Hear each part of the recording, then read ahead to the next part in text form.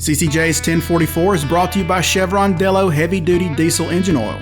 Now there's even more reasons to choose Dello. Why fleets may need to refocus to prioritize safety. You're watching CCJ's 1044, a weekly webisode that brings you the latest trucking industry news and updates from the editors of CCJ. Don't forget to subscribe and hit the bell for notifications so you'll never miss an installment of 1044. Hey everybody, welcome back. I'm Jason Cannon and my co-host is Matt Cole. Being profitable in any business, that's the main goal. You can't operate if you don't make money. But it's important in trucking to not lose sight of safety when trying to reap those profits. Despite efforts by regulators to improve highway safety by mandating electronic logs to cut down on fatigued drivers, truck-involved crashes have continued to rise. Adam Lang with fleet safety tech company Netradyne joins us this week to talk about that trend and what fleets can do about it. In my previous life, working in risk with a trucking company, I was really fortunate because that was my first exposure to trucking. Prior to that, I had about 12 years in human resources. So I was recruited to that company to help in their HR department, and it just kind of snowballed from there. But the company I worked for took a very proactive stance towards safety. They spared no expense for it. And that really made my life and my job that much easier because ownership was behind it. Now, I've met a lot of people from other fleets through captive insurance programs. And I can tell you most of the owners and employees of those companies that are in those captives, at least the ones we were in, are very focused on safety. And again, don't really have a lot of issues spending money to do it in the name of safety.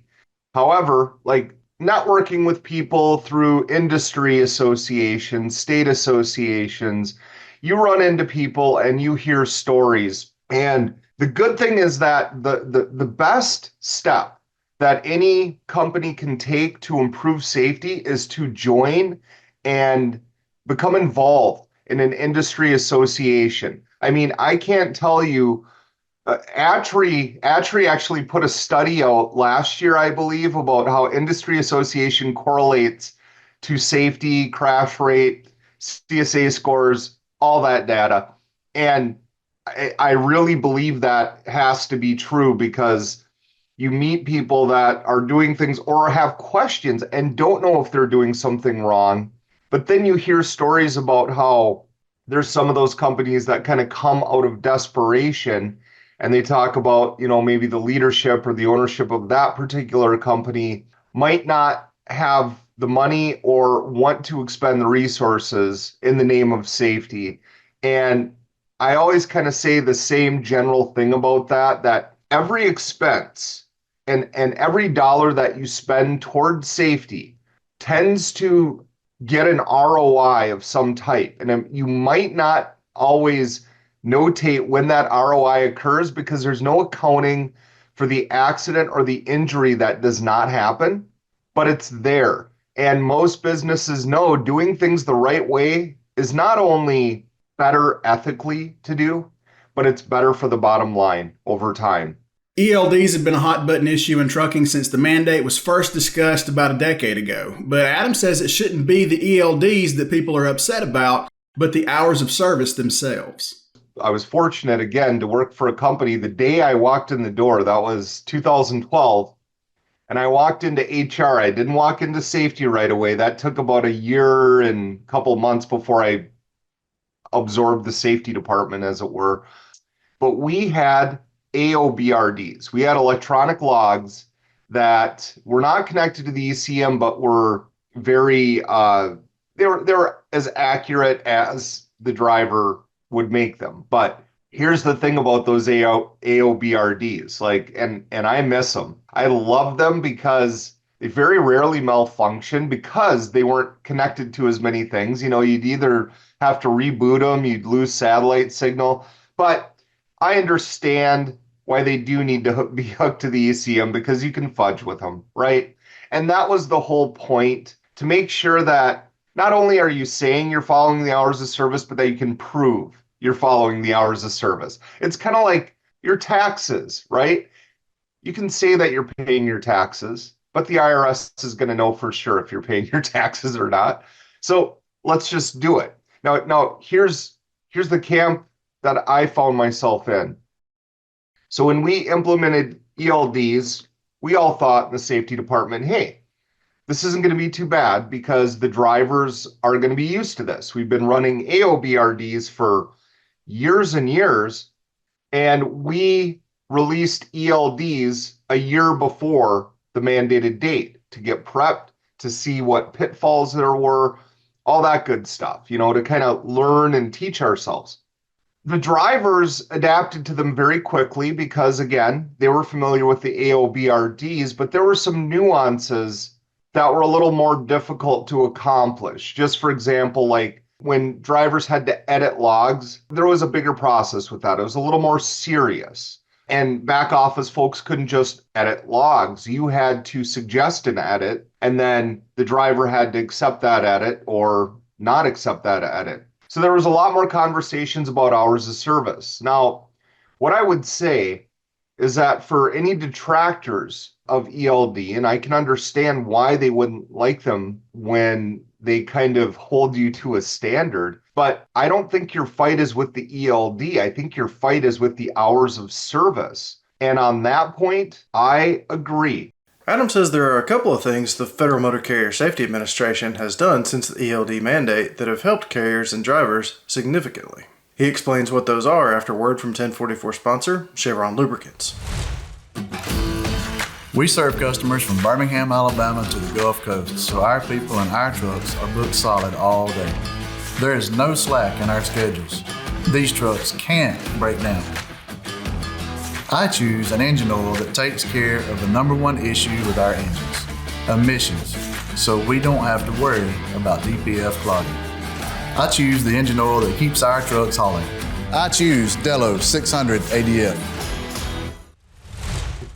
After the ELD mandate, when they introduced the split sleeper berth, oh boy, yeah, that was great. With more flexibility with the split sleeper berth, very tickled with that. And it was a confusing measure at first, but once you got it, you got it. And we taught a lot of our drivers how to do it, team operations. And we always caution too to drivers, if you don't get it, don't use it. We will teach you, but if you don't get it right away, don't use it because something bad will happen. Like driver goes home and logs off duty instead of at least an 8-hour sleeper berth cycle.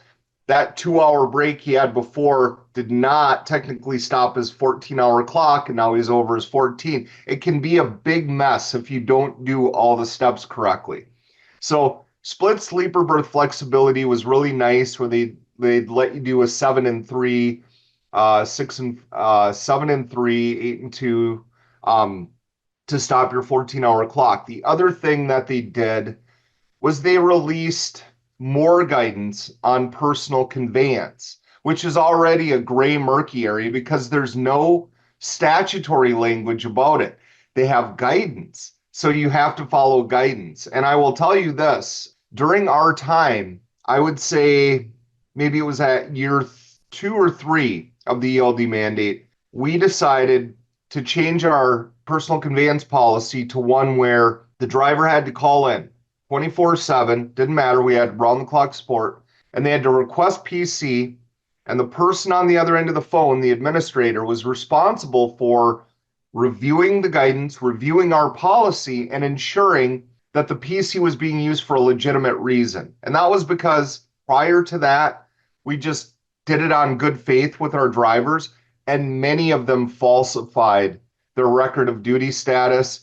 We wound up with violations on the driver, violations on our CSA. Wasn't a good situation. So we had to go back and regulate and kind of tighten the screws a little bit more because 95% of the drivers were doing it perfectly and 5% were trying to make work deals and get a little bit more out of their day. But I will again come back to this. Your fight is with the hours of service. FMCSA is planning on potentially revising the ELD rules with a notice of proposed rulemaking around mid-next year. Adam has some ideas about what the agency could and should be doing. I believe what they're looking at is a way to get the pre-2000 vehicles hooked to an ELD somehow because right now they're exempted. And they've probably got it in their mind from a few bad actors. It only takes a few bad situations and bad actors to make it, across the board bad for everyone, right? And that's unfortunate. So I think they're looking at ways to eliminate the guys that are getting glider kits with, 98, 97 engines out of there. I think if it were me, I would really, and I know this sounds corny and it sounds trite, but it makes the most sense to me. This is a grassroots effort. I would go on a whistle stop tour if I was in charge of the FMCSA. And what I would do and where I would go would be the major trucking hubs. I'd probably pick like 15 of them. And I'd go to, Nashville and Milwaukee and Kansas City and Chicago, Atlanta and Jersey. I would go to the hubs that are getting the most truck traffic, but also maybe have a lot of drivers and trucking companies there. And I would listen. I would listen to what everyone has to say because I think the solution is going to come from the drivers and from the grassroots level. There's a lot of them that will, of course, scream and shout about things that maybe don't make as much sense, but in there are nuggets of truth. We got to listen to the people that are doing the job because it makes the most sense for them. I would again say to the FMCSA, you got to do more outreach. The administrators that I have met, and I'll give a shout out to Matt Marin from Minnesota FMCSA. He is involved. He has come to countless Minnesota Trucking Association meetings. He will pick up his phone, and I think he recently got promoted, but he was a great partner, and he would listen. He would take your feedback. He'd talk to drivers. He'd talk to safety professionals. He'd talk to stakeholders. It didn't matter. He looked at it as a partnership, not as him being the heavy, but rather, hey, if you're doing something wrong, I'd rather you just call me and we talk about it and I can help you get on the right path instead of sending one of my government thugs in there to write you a bunch of citations. That was Matt. Matt was a straight shooter, a very knowledgeable guy, is a straight shooter, knowledgeable guy, and did things the right way. Now, if you're flouting the rules blatantly, you were going to get it. But that's what we need as a continued partnership, right? And try to make accessibility to the advance notice of proposed rulemaking a little bit easier, so maybe drivers can do it through social media. And I don't know, maybe they can do it now, but I'm really big on connecting things to apps and social media because the majority of their time when they're not driving, they're going to be on their phone or, a computer maybe, but probably their phone. So make it easier for them to articulate what they'd like to see in the rules and give them a voice. When it comes to technology to improve safety on the road, driver-facing cameras are becoming more and more common. While many drivers are concerned about privacy, Adam says Netradyne system addresses many of those concerns. Driver-facing alerts and driver-facing cameras, hot button issue.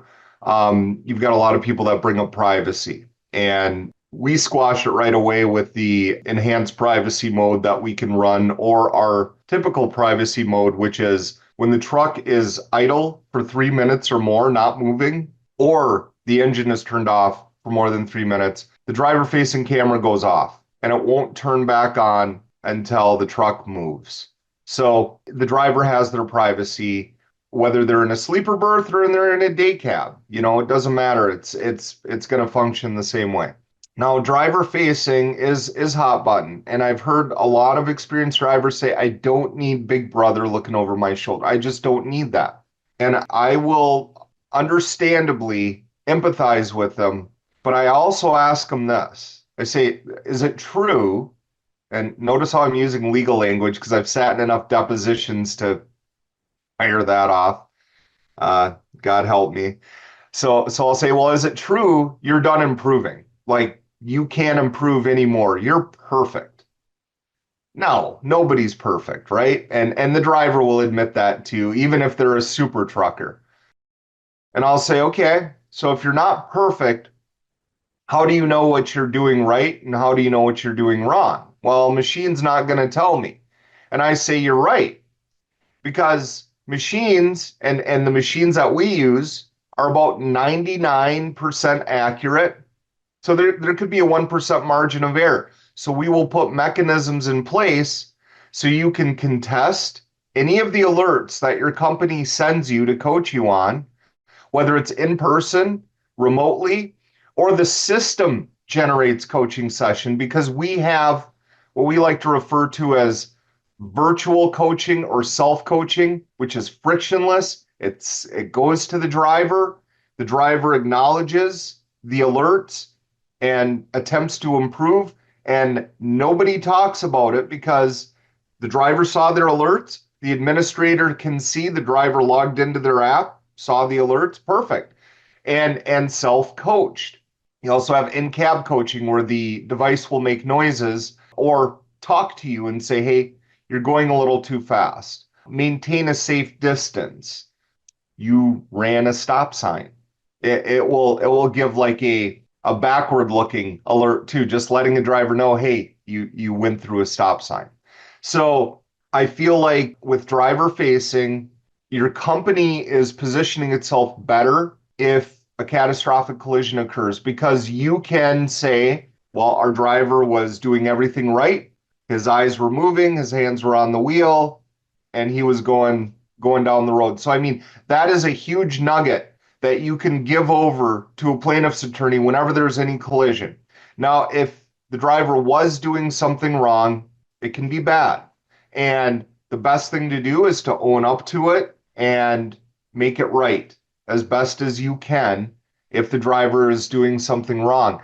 Driver retention is a concern for many fleets, and Adam has some advice when fleets start rolling out and using those in-cab cameras. First off, when you roll out the technology, don't surprise the drivers. Let them know in advance that you're looking at cameras. And it's 2024. It's not like 2017, 2016 when there were way less cameras out there. These drivers know that cameras are eventually going to make their way into every vehicle, right? Be honest with them. Level with them. Let them know what you're looking at. Ask a driver if they want to be interested, if they're interested in a pilot. Like if you're going to pilot different systems, such as Netradyne or one of our competitors, ask your fleet. And I would say go to your most vocal, harshest critics, because they're the ones that are going to teach you the most.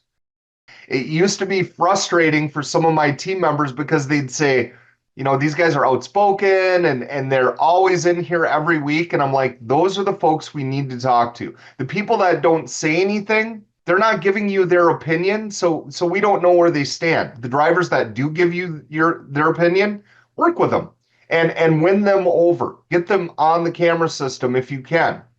But I would say gradual rollout, a lot of communication. Get their questions. If you can't answer their questions, be honest, tell them you can't, and talk to the company and see if the company, the vendor, can answer those questions. Involve the vendor in your rollout. Have the vendor come to your driver safety meetings. Have them come to your company, learn about the culture.